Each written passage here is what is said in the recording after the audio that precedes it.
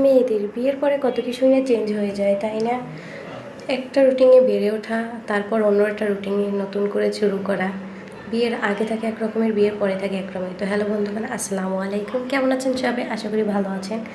আর হ্যাঁ, বিয়ের আগে যেমন মেয়েরা ঘুরে ফিরে খাওয়া দাওয়া করে, স্কুলে যায়, কোচিং থাকে, লেখাপড়ার একটা থাকে, তো ওই সব নিয়েই থাকে। মন চাইলে কাজ তেমন করে না, মন চাইলে করে না, মায়ের সাথে হেল্প করা, টুকটাক কাজ করে, এটা হলো এক চেঞ্জ।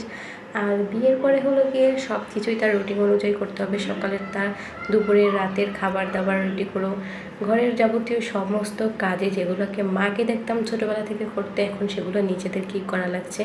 আর হ্যাঁ, এর মাঝে যদি আবার বিয়ের পরে যদি কেউ লেখাপড়া করতে থাকে তাহলে তাদের আবার অন্য রকমের হয়।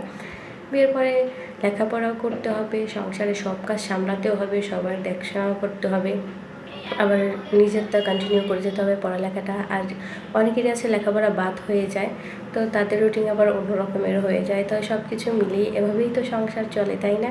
তো এরা সবাই একটু বোঝার চেষ্টা করবেন যে একটা মেয়ে একটা পরিবেশে থাকে এক রকমের, বিয়ের পরে একটা অন্য রকমের পরিবেশে আসবে।